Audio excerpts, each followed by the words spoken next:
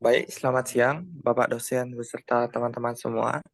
Kami dari kelompok 5 sensor dan perangkat IoT. eh, Pada kesempatan kali ini akan mempresentasikan sistem yang kami buat yang berjudul Sistem Monitoring Suhu pada Ekosistem Air dengan aplikasi Telegram. Dan studi kasusnya itu pada akuarium ikan hias. Sebelumnya, izinkan kami memperkenalkan diri terlebih dahulu.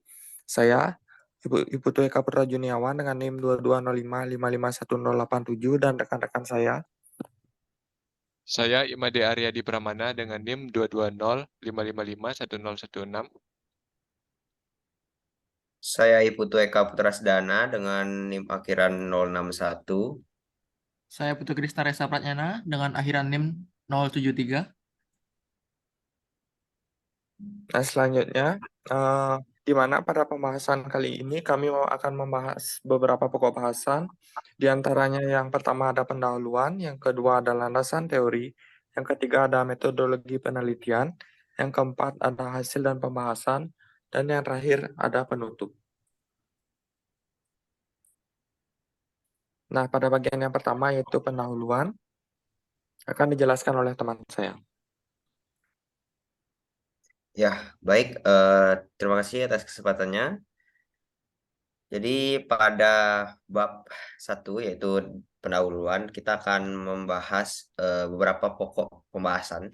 Yaitu yang pertama ada latar belakang, kemudian identifikasi masalah dan batasan masalah serta rumusan masalah, tujuan hingga manfaat dari penelitian yang atau penyelesaian yang kita lakukan dengan alat atau sensor IoT yang kita buat dan kita rancang. Jadi yang pertama itu mengenai tentang latar belakang. Jadi latar belakang ini berasal dari di mana biasanya orang-orang di zaman sekarang itu sangat-sangat eh, menyukai adanya hal-hal indah di dekat atau di lingkungan sekitarnya, dan salah satunya itu biasanya di rumah-rumah pribadi atau di tempat tinggal orang-orang umumnya memiliki akuarium. Jadi akuarium itu sendiri merupakan suatu lingkungan buatan di mana organisme akuatik atau organisme air seperti ikan dan makhluk-makhluk hidup yang tinggal di air yang bergabung menjadi satu ekosistem dan membentuk ekosistem yang indah. Jadi dalam keberhasilan untuk menciptakan ekosistem yang baik tersebut diperlukan pemeliharaan yang berkala dan juga pasti diperlukan perhatian yang lebih dalam melakukan atau membuat ekosistem di dalam akuarium tersebut menjadi sangat baik. Salah satu faktor penting untuk memicu ekosistem dalam akuarium atau dalam ekosistem air itu menjadi baik, yaitu tentu saja adalah air. Jadi kualitas air merupakan salah satu hal yang sangat-sangat penting dan perlu diperhatikan. Dan salah satu faktor dari kualitas air yang sangat berpengaruh yaitu suhu air.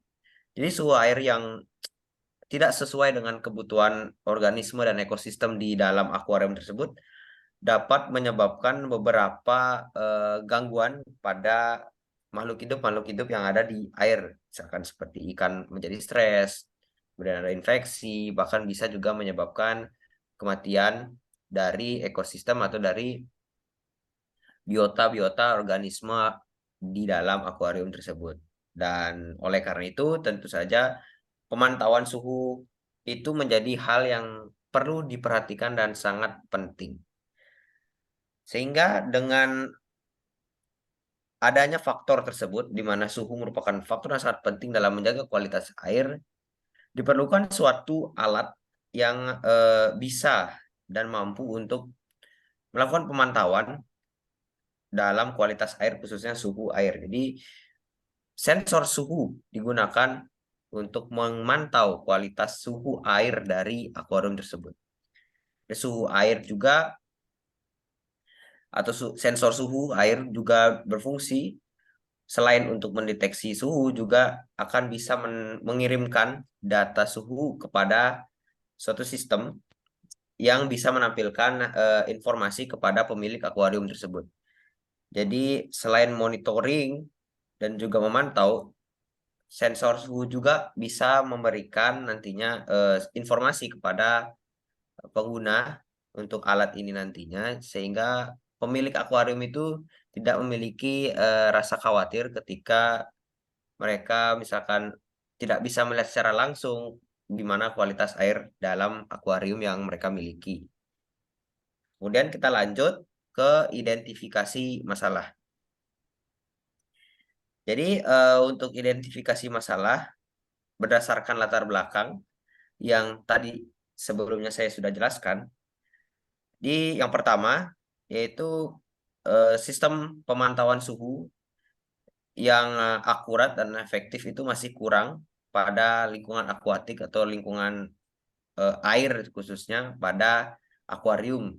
Kemudian yang kedua, pemantauan suhu air yang sering tidak akurat dan kurang teratur dan tidak konsisten akan berdampak negatif pada kelangsungan hidup dari organisme akuatik atau di dalam akuarium tersebut. Kemudian kita lanjut menuju poin kita yang selanjutnya, itu batasan masalah. Nah, pada batasan masalah yang didapatkan pada penelitian kali ini atau penelitian kita terhadap perancangan alat sensor suhu air ini. Jadi yang pertama itu sistem monitoring suhu yang dibuat itu hanya berfokus pada penggunaan sensor suhu air pada akuarium saja dan tidak membahas sistem suhu yang lebih luas seperti kolam atau danau atau sungai ataupun juga laut. Kemudian yang kedua yaitu sensor suhu. Ini digunakan hanya terbatas dan pada jenis sensor yang digital saja seperti DS18B20 dan juga tidak membahas jenis sensor suhu yang lainnya. Kemudian yang ketiga yaitu penelitian ini atau perancangan alat ini tidak membahas secara merinci ya cara mengatur suhu pada akuarium, melainkan hanya membahas bagaimana kita memonitoring dan juga memantau suhu air dalam akuarium tersebut. Kemudian yang keempat yaitu perancangan ini itu hanya membahas penggunaan sensor atau menjelaskan fungsi sensor air pada akuarium dan yang stabil ya dan tidak mengalami perubahan yang terlalu signifikan atau ekstrim. Kemudian kita lanjut untuk ke rumusan masalah. Untuk rumusan masalah itu yang pertama itu bagaimana melakukan perancangan dan pembangunan sistem monitoring suhu air pada akuarium ikan hias yang akurat dan efektif serta konsisten menggunakan sensor suhu, Arduino, dan juga bantuan internet. Kemudian yang kedua, bagaimana melakukan pengujian performa suhu dalam sensor suhu maksudnya dalam memantau suhu air pada akuarium. Kemudian kita lanjut menuju tujuan penelitian atau tujuan perancangan dari alat sensor suhu ini. Jadi yang pertama itu mampu melakukan perancangan dan juga pembangunan sistem untuk memonitoring dan juga memantau suhu air pada akuarium yang akurat dan juga efektif. Kemudian yang kedua yaitu mampu melakukan pengujian dan pemantauan suhu pada lingkungan akuarium. Kemudian kita menuju ke pokok pembahasan kita yang terakhir dalam bab 1 ini yaitu manfaat penelitian untuk perancangan. Yang pertama itu manfaat secara teoritis. Jadi manfaat secara teoritis ini penelitian atau perancangan ini dilakukan hendaknya bermanfaat sebagai alternatif atau bantuan solusi dalam melakukan pemantauan atau monitoring suhu air pada akuarium ikan hias. Kemudian yang kedua yaitu manfaat praktis. Jadi untuk peneliti nantinya untuk bisa memenuhi kebutuhan atau beban tugas dari mata kuliah sensor dan perangkat IoT serta mendapatkan sebuah pengalaman dan juga pengetahuan dan juga wawasan dalam membuat suatu sistem berbasis sensor, khususnya sensor suhu, dengan Arduino dan juga bantuan internet. Kemudian yang berikutnya itu bagi pengguna nantinya. Jadi bagi pengguna diharapkan dapat digunakan sebagai alternatif dalam melakukan pemantauan suhu pada air di akuarium ikan hias. Kemudian terakhir bagi universitas, jadi bagi universitas, khususnya Universitas Udayana, bermanfaat sebagai bahan pengetahuan baru bagi mahasiswa yang masih melakukan studi ataupun juga yang sedang mencari referensi dalam pembuatan sistem sensor yang serupa, dan juga dapat digunakan sebagai inspirasi mahasiswa ataupun calon mahasiswa ataupun pelajar nantinya untuk melakukan pengembangan sistem monitoring suhu air pada akuarium ikan hias yang menggunakan sensor dan juga Arduino serta dengan bantuan internet. Baik, presentasi selanjutnya akan dilanjutkan oleh teman saya. Waktu dan tempat dipersilahkan. Selanjutnya adalah landasan teori. Yang pertama terdapat akuarium ikan hias. Akuarium merupakan salah satu wadah pemeliharaan ikan maupun biota air lainnya yang relatif sangat mudah dalam perawatannya. Akuarium dapat digunakan untuk budidaya ikan yang air tawar maupun ikan air laut dan pada kegiatan pembenihan dan pemeliharaan ikan hias. Selanjutnya adalah sensor suhu DS18B20. Sensor suhu DS18B20 adalah sensor suhu digital one wire atau hanya membutuhkan satu pin jalur data komunikasi. Sensor suhu ini bekerja dengan prinsip perubahan resistensi dari bahan yang digunakan dalam pembuatan chip sensor suhu. Sensor suhu ini dapat beroperasi dalam rentang suhu yang luas, dari minus 55 derajat Celcius hingga 125 derajat Celcius, serta memiliki akurasi pengukuran yang tinggi. Next. Selanjutnya adalah Node MCU ESP8266. Adalah modul pemrosesan data kecil berbasis microcontroller yang dilengkapi dengan modul Wi-Fi. Modul ini memiliki ukuran kecil dengan terintegrasi dengan chip ESP8266, sehingga memungkinkan penggunanya untuk mengontrol perangkat elektronik secara nirkabel melalui koneksi Wi-Fi. Selanjutnya adalah buzzer. Buzzer adalah sebuah perangkat elektronik yang digunakan untuk menghasilkan suara atau bunyi dengan cara mengubah sinyal listrik menjadi getaran suara. Buzzer biasanya terdiri dari sebuah membran yang bergetar ketika dialiri arus listrik. Kemudian saat membran bergetar, maka udara di sekitarnya akan bergetar pula sehingga terciptalah suara. Next. Kemudian terdapat project board. Project board adalah sebuah papan sirkuit cetak atau PCB yang digunakan sebagai tempat untuk menyusun, menguji, dan merakit komponen elektronik dalam suatu rangkaian elektronik atau proyek. Pada project board, biasanya terdapat beberapa area tempat untuk memasang komponen seperti resistor, kapasitor, transistor, microcontroller, dan sebagainya. Kemudian terdapat kabel jumper. Kabel jumper adalah kabel pendek dengan ujung-ujungnya yang dapat dipasang ke soket atau header pada papan sirkuit cetak atau modul elektronik. Kabel jumper dipergunakan untuk menghubungkan satu komponen dengan komponen lain, ataupun menghubungkan jalur rangkaian terputus pada breadboard atau project board. Next. Selanjutnya adalah Arduino IDE. IDE merupakan kependekan dari Integrated Development Environment. IDE merupakan program yang digunakan untuk membuat program pada ESP8266 Node MCU, sehingga program yang akan ditulis dengan menggunakan software Arduino IDE disebut dengan sebagai Sketch. Sketch ditulis dalam suatu editor teks dan disimpan dalam file dengan ekstensi .inu. Selanjutnya adalah Telegram.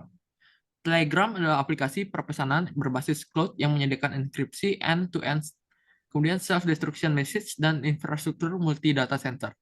Keistimewaan Telegram daripada aplikasi perpesanan lainnya adalah penyediaan Open API, yaitu Application Programming Interface, dan protokol pengembangan Telegram bot yang resmi dan dokumentasi yang dapat diakses pada web resminya.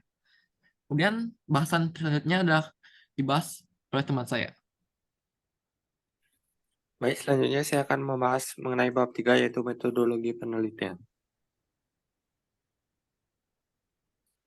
Nah, dalam bab 3 ini kita akan membahas beberapa topik, diantaranya yang pertama waktu dan tempat penelitian.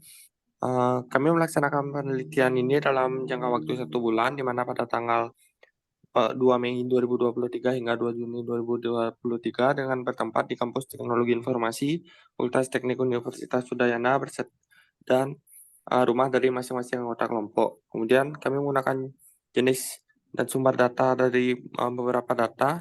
Untuk jenisnya, kami menggunakan data kuantitatif dan kualitatif, sedangkan sumber data kami mendapatkannya dari data primer melalui percobaan dan observasi lapangan secara langsung, serta melalui data sekunder, melalui literatur dokumen-dokumen.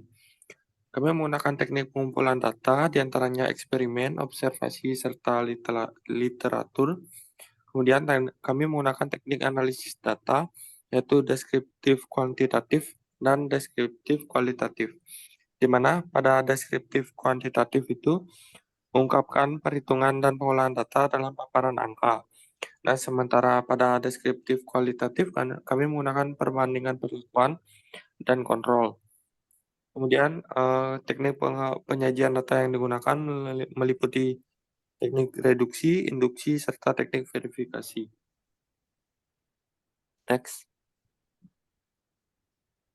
Kemudian ada prosedur penelitian, di mana pengertian dari prosedur penelitian tersebut adalah serangkaian langkah-langkah dan metode yang digunakan oleh penulis untuk mengumpulkan data, menganalisis informasi, dan mencapai tujuan penelitian. Nah, pada bagian ini, langkah-langkah yang ditempuh peneliti dimulai dari memunculkan ide, hingga yang terakhir yaitu implementasi dan testing dari perangkat yang dibuat. Nah, yang pertama yaitu pencarian ide. Setelah mengumpulkan informasi dan mempertimbangkan aspek-aspek yang relevan dengan informasi yang tersedia, kami memutuskan untuk merancang sebuah sistem monitoring suhu yang memanfaatkan bot Telegram sebagai IoT, sehingga penyampaian informasi suhu serta buzzer sebagai alarm apabila suhu di luar dari batas wajar yang telah kami tetapkan. Yang kedua yaitu perancangan produk. Dalam merancang produk ini, kami mempertimbangkan integrasi dengan platform pemantauan yang sudah ada. Produk harus mampu terhubung dengan platform tersebut dan mengirimkan data suhu secara langsung sambil memberikan kemudahan akses dan visualisasi data kepada pengguna. Rancangan ini kemudian direpresentasikan dalam bentuk skema rangkaian sistem seperti pada gambar yang tertera pada layar. Skema rangkaian sistem di samping menggambarkan diagram atau gambar yang menjelaskan bagaimana komponen-komponen dalam sistem saling terhubung satu sama lain dan saling berinteraksi. Pada skema pada gambar ini memberikan informasi mengenai aliran listrik atau sinyal dalam keseluruhan rangkaian, serta yang menghubungkan komponen-komponen yang ada. Next.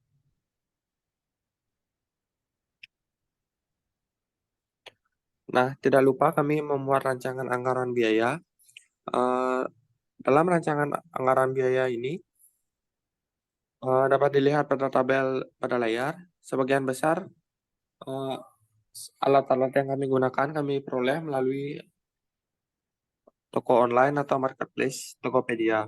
Nah, bisa dilihat pada layar, kami menggunakan Node MCU ESP8266, kemudian ada sensor suhu DS18B20, kemudian ada buzzer, breadboard, dan kabel jumper.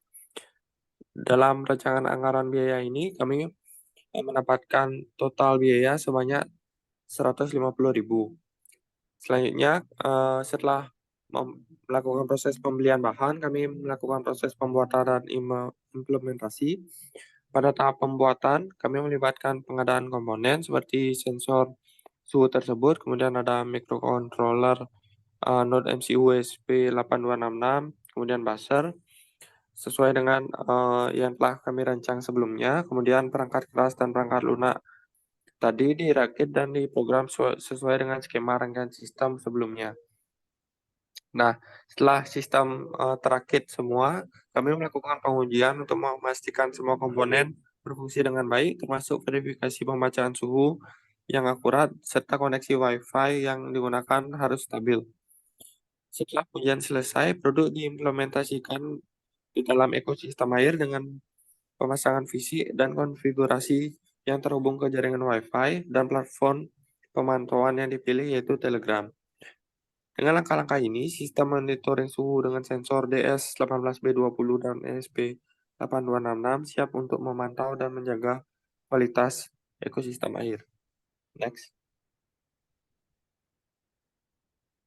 Nah, bab 4 akan dijelaskan oleh rekan saya. Baik, dalam bab 4 ini akan membahas hasil dan pembahasan dari rangkaian yang telah dibuat sebelumnya. Yang pertama adalah hasilnya. Setelah melewati berbagai proses yang panjang, mulai dari penentuan ide, perencanaan, perancangan sistem, pembelian alat dan bahan, pembuatan produk, pembuatan kode program, pengujian produk, serta evaluasi, kami telah berhasil membuat suatu sistem monitoring suhu akuarium ikan hias yang memanfaatkan IoT atau Internet of Things, sehingga dapat terhubung dengan aplikasi Telegram.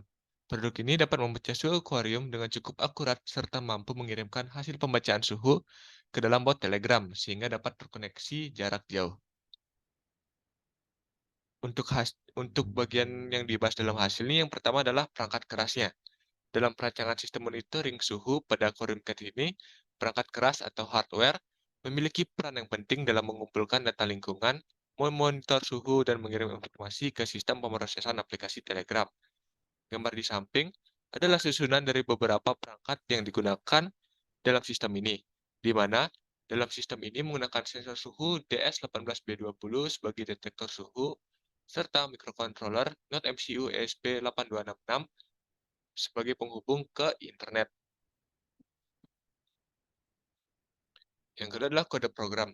Kode program yang diperlukan untuk menjalankan sistem ini sudah dijelaskan di video sebelumnya. Begitu pula dengan perangkat lunak yang digunakan yakni Telegram, di mana pada video sebelumnya sudah dibahas juga bagaimana cara untuk membuat Telegramnya. Maksud saya membuat bot dalam Telegramnya.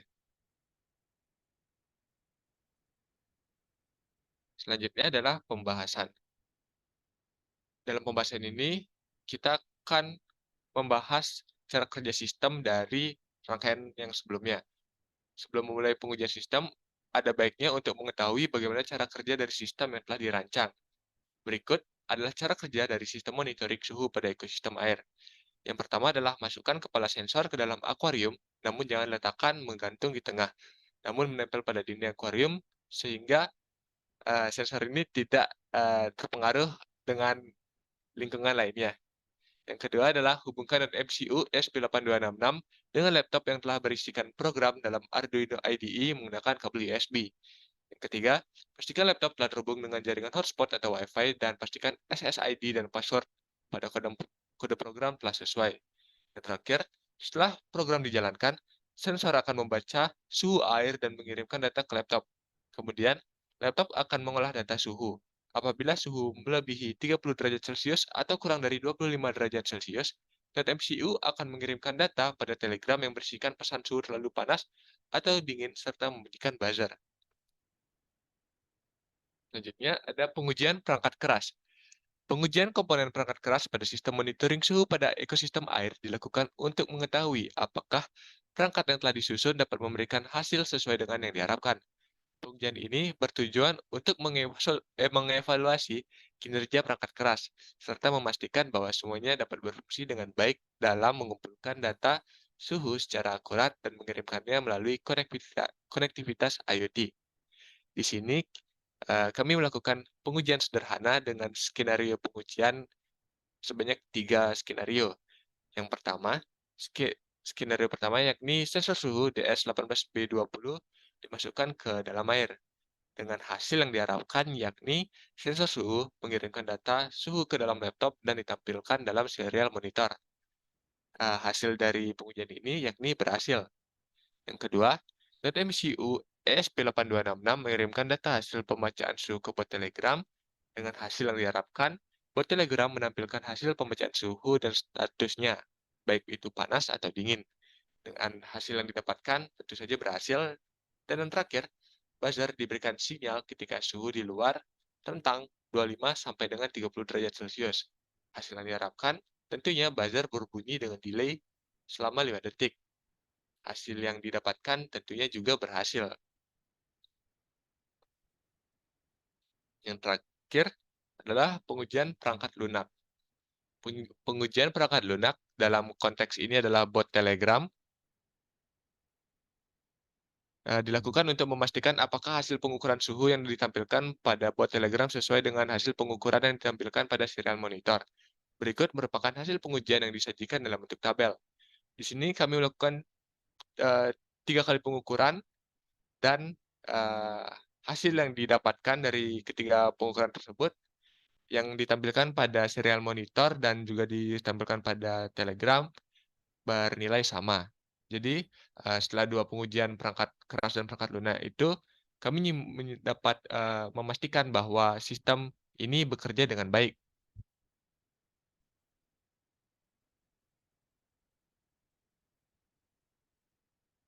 Materi selanjutnya ialah penutup yang akan dibahas oleh rekan saya. Baik, selanjutnya saya akan membahas tentang penutup, di mana terdiri dari kesimpulan dan saran.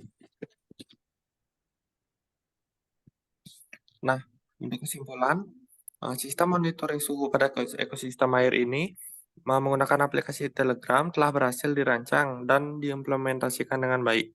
Integrasi dengan Telegram memberikan cara yang efisien bagi pengguna agar dapat terhubung dengan sistem ini melalui jarak jauh. Dengan menggunakan sensor suhu air, pengukuran yang akurat serta real-time dapat dilakukan, sehingga perubahan suhu air dapat dengan mudah dideteksi secara tepat waktu, serta kita dapat memikirkan tindakan yang perlu dilakukan ketika terjadi perubahan suhu yang sangat drastis. Fitur notifikasi yang disediakan oleh sistem memberitahu pengguna tentang perubahan suhu yang signifikan, memberikan peringatan dini terhadap kondisi yang berbahaya, atau membutuhkan perhatian khusus. Kelebihan lainnya yaitu aksesibilitas yang tinggi dan antarmuka pengguna yang sederhana, sehingga sistem ini dapat dioperasikan dengan mudah oleh pengguna dengan berbagai tingkat keahlian tanpa memerlukan instalasi aplikasi khusus atau pengetahuan teknis yang mendalam. Next. Bagian yang kedua yaitu saran. Adapun beberapa saran untuk meningkatkan fungsionalitas dan penggunaan sistem monitoring suhu ini, yaitu dengan menyediakan grafik atau histori suhu air untuk informasi yang lebih lengkap. Integrasi dengan sensor tambahan seperti pH untuk lebih memantau kualitas air, tidak hanya suhu saja, namun bisa besaran lain seperti pH dan lain sebagainya. Pengaturan peringatan custom agar pengguna dapat mengatur batas suhu dan peringatan sesuai dengan kebutuhan. Kemudian ada pengoptimalan kinerja untuk memastikan respon yang cepat, melindungi data pengguna dengan keamanan yang kuat. Dengan mengimplementasikan saran-saran ini, harapannya sistem ini dapat menjadi lebih kuat, berguna, serta dapat diandalkan untuk memonitor suhu secara lebih efektif dan efisien. Next. Demikian yang dapat kelompok kami sampaikan. Apabila ada kesalahan kata maupun kalimat yang baik disengaja maupun tidak disengaja, kelompok kami memohon maaf yang sebesar-besarnya. Akhir kata kami mengucapkan terima kasih dan selamat siang.